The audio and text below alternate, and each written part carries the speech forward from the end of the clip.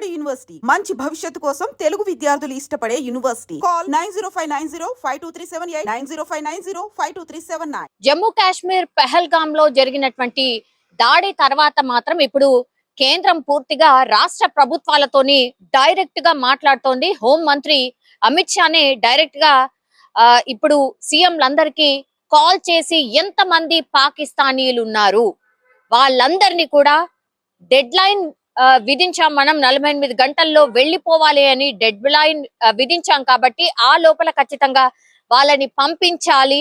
వాళ్ళు ఎవరెవరు ఎక్కడెక్కడ ఉన్నారు అనేది కూడా పూర్తి స్థాయిలో తెలుసుకొని వాళ్ళని పంపించాల్సిందే, మన దేశంలో ఉండడానికి వీల్లేదు అనేటువంటిది డైరెక్ట్ గానే అమిత్ షా అందరి రాష్ట్రాల సీఎంలతోని మాట్లాడి చెప్పినటువంటి సిచ్యువేషన్. ఇప్పుడు హైదరాబాద్ లో అట్లాగే తెలంగాణలో మరి పాకిస్తానీలు ఎంతమంది ఉన్నారు అనే లెక్క తెలుసుకునే ప్రయత్నం చేసినప్పుడు ఇన్ఫర్మేషన్ ప్రకారం అయితే 208 మంది పాకిస్తానీలు ప్రస్తుతం అయితే మన హైదరాబాద్ లో ఉంటున్నట్టుగా పూర్తిగా నిఘా వర్గాలు చెప్పినటువంటి పరిస్థితి అయితే కనిపిస్తోంది. వీళ్ళందరూ కూడా శంషాబాద్ లోని ఫారినర్స్ రీజనల్ రిజిస్ట్రేషన్ ఆఫీస్ లో ఖచ్చితంగా వీళ్ళ పేరుని నమోదు చేసుకోవాల్సి ఉంటుంది. ఎవరైనా సరే 48 గంటల్లో వెళ్లిపోవాలి అని కేంద్రమే ఆదేశించింది కాబట్టి పాకిస్తానీయులు ఇక ఎక్కడ కూడా అంటే భారతదేశంలో ఎక్కడ కూడా ఉండడానికి వీల్లేదు. అది ఎస్పెషల్లీ హైదరాబాద్ లో 208 మంది ఉన్నారని లెక్క తేల్చింది. అలాగే కేంద్రమే ఒక లిస్ట్ ని రిలీజ్ చేసింది కాబట్టి అందులో భాగంగానే ఇప్పుడు రాష్ట్ర సర్కార్ రంగంలోకి దిగింది.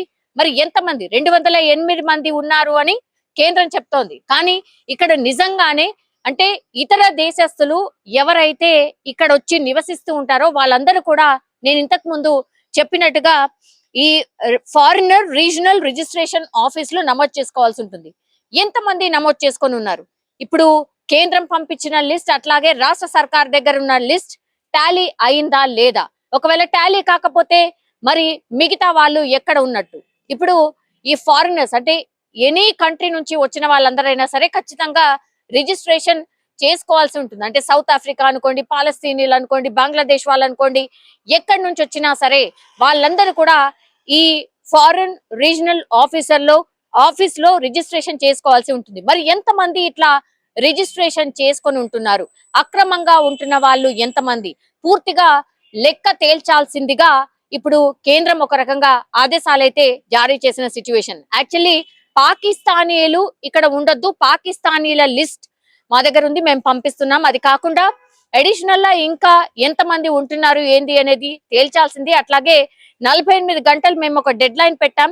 సో మీరు కూడా ఆ 48 గంటల్లో పూర్తి స్థాయిలో పాకిస్తానీలు ఎవరైతే తెలంగాణలో ఉంటున్నారో వాళ్ళందరినీ కూడా రేపటి లోపు పంపించాల్సిందే అంటూ హోంమంత్రి అమిత్ షానే డైరెక్ట్ గా మాట్లాడినటువంటి సిచ్యువేషన్. సో స్ట్రిక్ట్ గా ఇది ఇంప్లిమెంట్ కాబోతోందని ఒక మెసేజ్ అయితే పంపించింది. పాకిస్తానీలు ఏ మాత్రం కూడా స్పేర్ చేసే అవకాశం లేదని డైరెక్ట్ గానే మెసేజ్ ఇచ్చిన సిచ్యువేషన్ అయితే కనిపిస్తోంది.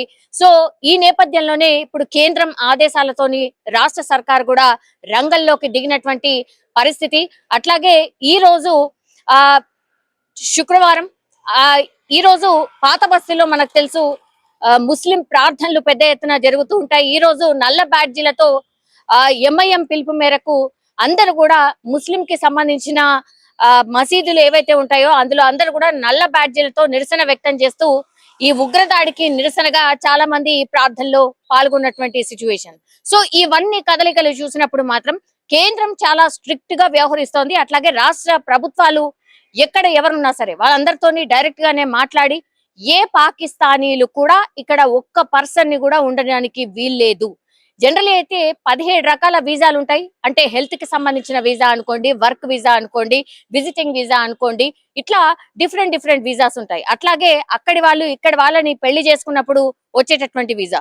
సో ఇట్లా 17 రకాల వీసాలు ఉంటాయి. అంటే వేరే దేశస్తులు మన దేశానికి వచ్చినప్పుడు 17 రకాల వీసాలు ఉంటాయి. అట్లాగే పాకిస్తానీలు కూడా ఉన్నాయి. అందులో భాగంగానే ఆ లిస్ట్ ని తీసినప్పుడే 208 మంది అని తేలింది. కాబట్టి 208 మంది ఖచ్చితంగా మన దేశం విడిచి వెళ్లిపోవాల్సిందే, ఆర్ రాష్ట్రం విడిచి వెళ్లిపోవాల్సిందే.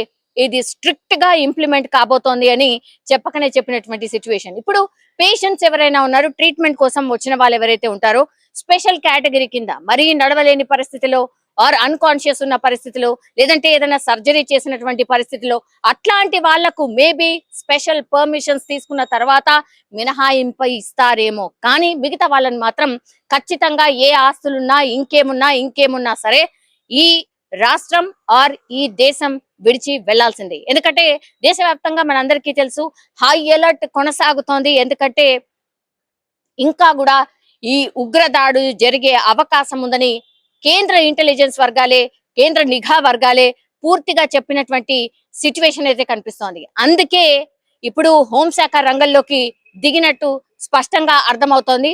సో ఉగ్రదాడి జరిగే అవకాశం, ఇంకో పెద్ద ఉగ్రదాడి జరిగే అవకాశం ఉందంటూ ఇంటెలిజెన్స్ వర్గాలే స్పష్టంగా చెప్తున్నటువంటి పరిస్థితి కనిపిస్తుంది. అందులో భాగంగానే ఈ గ్రౌండ్ వర్క్ అంతా స్టార్ట్ అయిపోయింది. కాబట్టి ఈ పాకిస్తానీలే కాదు, రాష్ట్రాలలో ఏ దేశస్తులు ఎక్కడెక్కడ వాళ్ళు ఎంతమంది ఉన్నారు అనే లిస్ట్ ను కూడా పూర్తి స్థాయిలో తెలుసుకోండి, పెట్టుకోండి అనేటువంటిది కూడా కొంతమేర హోంమంత్రి అమిత్ షా చెప్పినట్టుగా కూడా ప్రస్తుతం మనకున్నటువంటి ఇన్ఫర్మేషన్. ఇప్పుడు రాష్ట్ర సర్కార్ అయితే రంగంలోకి దిగింది. 208 మంది ఎవరైతే ఉన్నారో పూర్తి స్థాయిలో రాష్ట్రం విడిచి వెళ్లిపోబోతున్నారు. రేపటి వరకే డెడ్ లైన్ కాబట్టి ఇంకెవరైనా ఒకవేళ ఉంటే ఈ ఆదేశాలను పట్టించుకోకుండా ఏమవుతుందిలే అని ఉంటే వాళ్ళకి ఎవరైనా ఆశ్రయం ఒకవేళ కల్పిస్తే మాత్రం చట్టపరంగా వాళ్ళ మీద డెఫినెట్లీ చర్యలు ఉంటాయి అనేసి కూడా స్పష్టంగా చెప్తున్నటువంటి పరిస్థితి. ఇప్పుడు ఓల్డ్ సిటీ వైపు అయితే సెన్సిటివ్ ప్రాంతాలు మనకు తెలుసు, అక్కడ స్పెషల్ నిఘా కొనసాగుతోంది. అట్లాగే ఎన్ఎస్జి కమాండోస్ కి సంబంధించి కూడా అప్పుడప్పుడు వాళ్ళు కూడా వచ్చి, ఎన్ఐఏ అధికారులు కూడా అప్పుడప్పుడు వచ్చి పాత బస్తీలో కావచ్చు, నిజామాబాద్ ఇట్లాంటి కొన్ని ఏరియాస్ లో అప్పుడప్పుడు కొంతమందిని లిఫ్ట్ చేసి వాళ్ళని తీసుకెళ్లి ఇంట్రాగేషన్ చేశారు అన్నటువంటి వార్తలు కూడా మనం చాలానే వింటూ ఉంటాం. సో ఇవన్నిటిని దాటుకొని ఈ రోజు ఏకంగా ఇవన్నీ ఏమీ లేకుండానే డైరెక్ట్ గానే కేంద్రమే చెప్తోంది పాకిస్తానీ అని ఉంటే చాలు వాళ్ళందరినీ కూడా పంపించాల్సిందే. దానికి సంబంధించే పూర్తి స్థాయిలో గ్రౌండ్ లెవెల్లో కసరత్తు అయితే జరుగుతోంది. జమ్మూ కాశ్మీర్ నందు జరిగిన ఉగ్ర దాడిలో 26 మంది ప్రాణాలు కోల్పోయారు. అందుకు నిరసనగా ప్రాణం ఎవరిదైనా ప్రాణమే అని భావించి మేము ఈ ర్యాలీ తీయడం జరిగింది ఎంహెచ్పిఎస్ ఆధ్వర్యంలో.